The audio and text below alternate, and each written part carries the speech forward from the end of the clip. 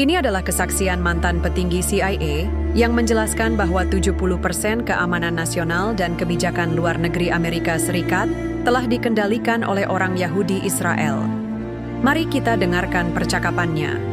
Bill Giraldi, welcome here, my dear friend. How is it that American Middle East foreign policy has been managed by American Jews at the present time, one of whom was born in Israel, fought for the IDF, and today has joint Israeli-American citizenship?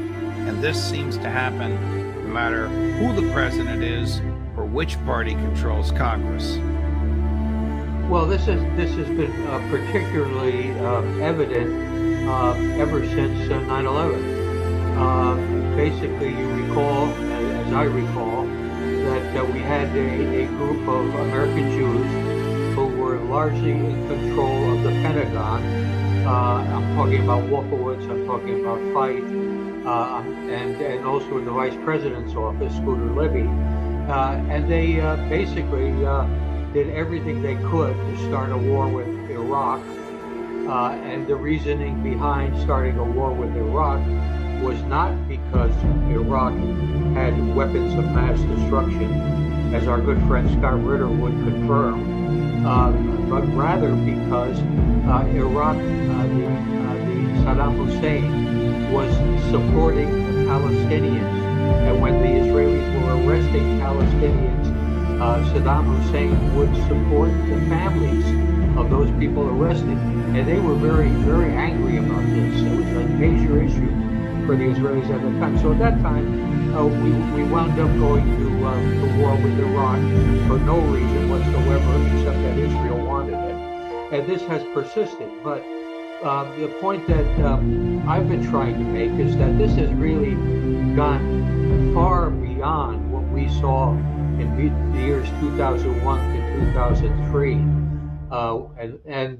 It's at the point now where our liberties are under attack, where this law, the anti-Semitism law that was recently introduced, is intended to shut down all criticism of Israel. It accepts a definition of criticism of Israel being ipso facto anti-Semitism.